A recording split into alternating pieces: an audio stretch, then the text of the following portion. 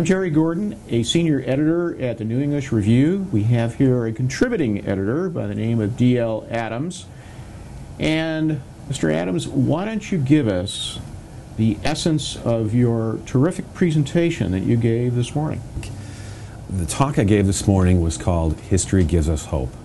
I'm always trying to find positive themes amidst the struggle that we're currently in, often involving incredibly bad news, atrocities, jihad attacks, confusion, despair, horror, angst.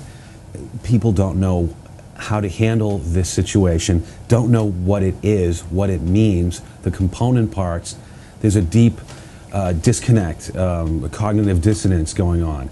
So when I write, I try to alleviate some of this cognitive dissonance by explaining in context why things have happened, why people are doing the things that I think are horrible, and why we're not responding in the way that we should. For example, we fought an ideological war against communism. In 1989, communism fell. Subsequently, things aren't looking really very good anymore, but at least that occurred. So it's a great victory.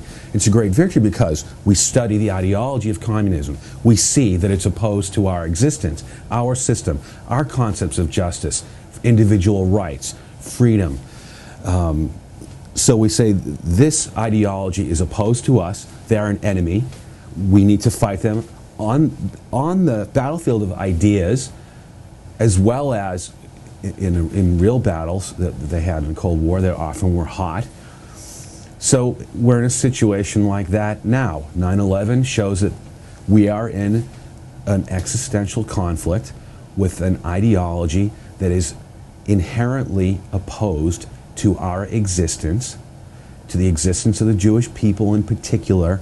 There's a frightening and unpleasant theme throughout Islamic doctrine and ideology of deep hatred and enmity towards the Jewish people.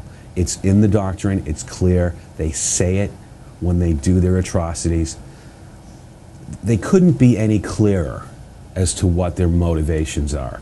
The only problem is we don't listen.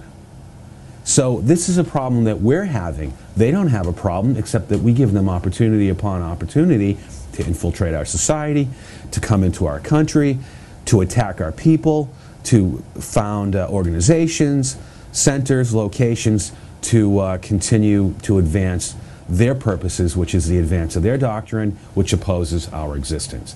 This is complete societal lunacy. So my purpose and what I do to write is to try to put these things in a context so people can understand what is going on, why it's a threat, and that they need to oppose it. Because we want to protect our system. We want to protect our freedoms. We want to go back to the Constitution and say this is the foundation of freedom, individual rights, the strength of America, our economic strength, our military strength. That's why the United States is the leader of the world.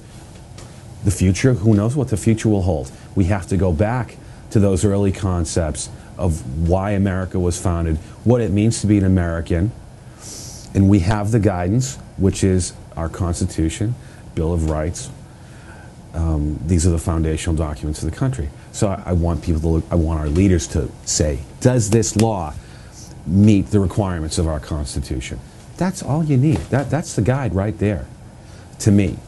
So I say in my speech today, history gives us hope.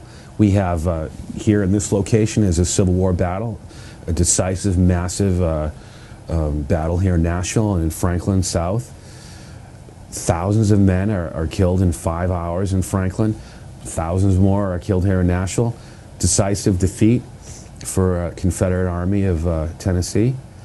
But the point is, after Franklin, where they took 4,000 or 5,000 casualties in 5 hours, they did not retreat. They advanced to Nashville because these people are so dedicated and selfless and brave and courageous that they determined it's better to continue, even though the odds are against us, and even though we're unlikely to be successful. The fact that we're doing this is inherently important anyway. And I wish I could continue. There's more to be said.